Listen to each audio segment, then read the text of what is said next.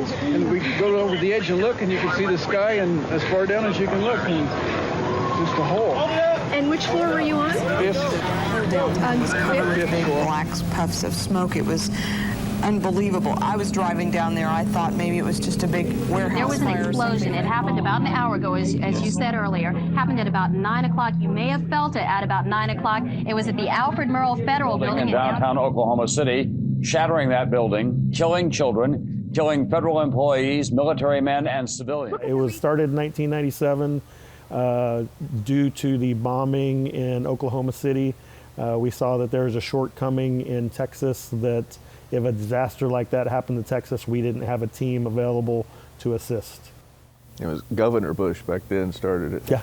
And so when we joined Texas Task Force 1, that put us in that group that would have that opportunity to do something really much bigger than we are. 2001, we were accredited and became a FEMA team. Before that, we were just a Texas team, and we only went on a few deployments before that.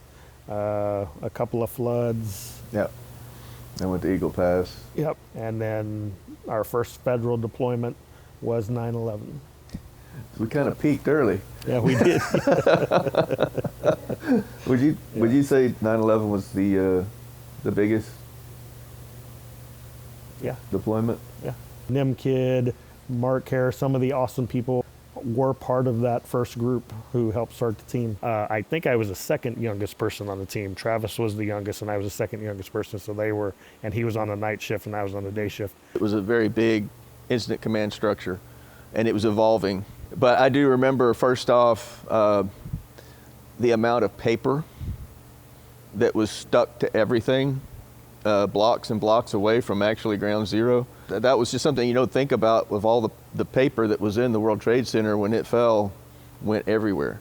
I remember walking up and seeing a FDNY guy at a pump panel.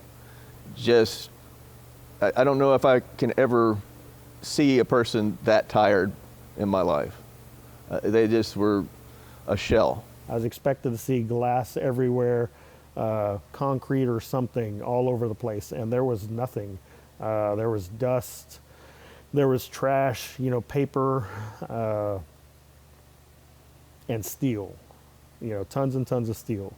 And it was just amazing to me to think that there was nothing else left except literal steel and trash. And just sheer, everything covered in dust and soot. And I'd never been to New York City before this. And so it was quite an introduction to the magnitude of being from Central Texas. Dallas is big.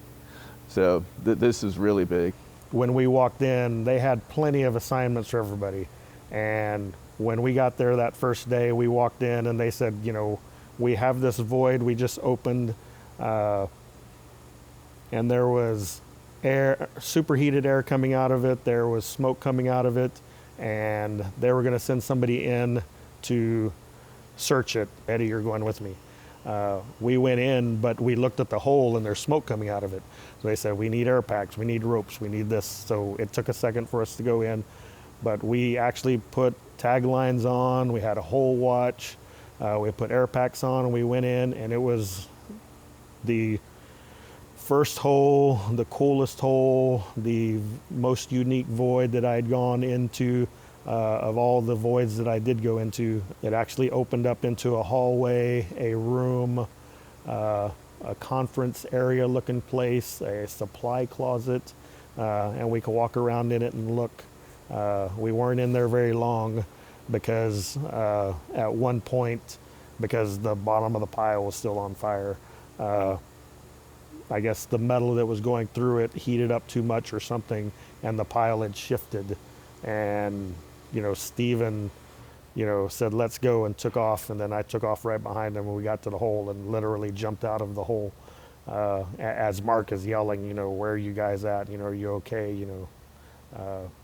So we ended up coming out of the hole. We did end up searching the entire void because you could clearly see everything in there. Didn't find anything in there. 25 years later, in the Austin Fire Department,